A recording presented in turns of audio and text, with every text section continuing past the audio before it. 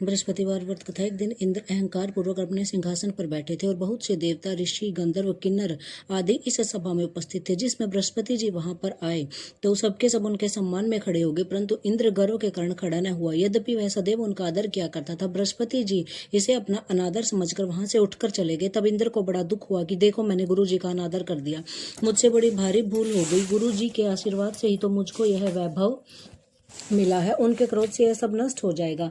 इसीलिए मुझे उनके पास जाकर ही क्षमा याचना मांगनी चाहिए, जिससे उनका क्रोध शांत हो जाए और मेरा कल्याण हो। ऐसा विचार कर इंद्र बृहस्पति जी के आश्रम पर गए। बृहस्पति जी ने अपने योग बल से यह जान लिया कि इंद्र क्षमा मांगने के लिए आए, उनके आश्रम आ रहे हैं। तब क्रोधवश उनसे भेंट करना उचित न समझकर वे अंतर्ध्यान हो गए। जब इंद्र ने बृहस्पति जी को आश्रम में देखा तब वह निराश होकर लौट गए। जब दैत्यों के राजा वृषवर्मा को यह समाचार विदित हुआ तो उसने अपने गुरु शुक्राचार्य की आज्ञा से राजा वृषवर्मा इंद्रपुरी को चारों तरफ से घेर लिया। गुरु की कृपा न होने कारण देवता हारने व मार खाने लगे। तब देवताओं ने जाकर ब्रह्मा जी को विनय पूर्वक सब वृतांत सुनाया और निवेदन किया कि महाराज, दैत्यों से किसी प्रकार हमारी रक्षा कीजिए। ब्रह्मा जी ने कहा, तुमने बड़ा अपराध किया जो गुरुदेव को क्रोधित कर दिया। तो अष्टा ऋषि के पुत्र विश्वरूपा बड़े तपस्वी और ज्ञानी है, उन्हें अपना पुरोहित बनाओ, तभी तुम्हारा कल्याण हो सकता है। वचन सुनते इंद्र त्वष्टा ऋषि के पास गए और विनीत भाव से कहने लगे कि आप हमारे पुरोहित बन जाए, जिससे हमारा कल्याण हो। तो अष्टा ऋषि ने उत्तर दिया कि पुरोहित बनने से तपोबल घट जाता है, परंतु तुम बहुत विनती करते हो तो मेरा पुत्र विश्वरूपा पुरोहित बनकर तुम्हारी रक्षा करेगा। विश्वरूपा ने पिता की आज्ञा से पुरोहित बनकर ऐसा यत्न किया कि हरी इच्छा से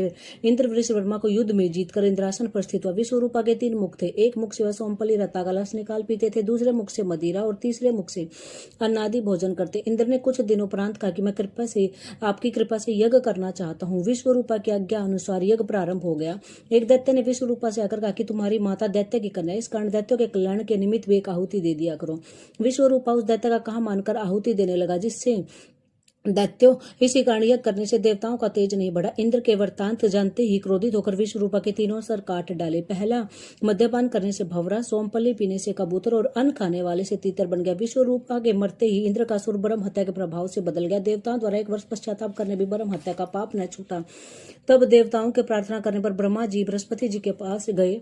उस ब्रह्म हत्या के 4 भाग किए। पहला भाग पृथ्वी को दिया। इसी कारण धरती कहीं कहीं ऊंची नीची और बीज बोने लायक भी नहीं होती। साथ ही ब्रह्मा जी ने वरदान दिया कि पानी में गड्ढा होगा तो वह स्वयं भर जाएगा। दूसरा भाग वृक्षों कर दिया, जिसमें से गोंद बनकर बहता रहता। गूगल के अतिरिक्त सब गोंद अशुद्ध समझे जाते हैं। वृक्षों को यह वरदान दिया कि ऊपर से सूख जाने पर जड़ फिर से फूट जाती है।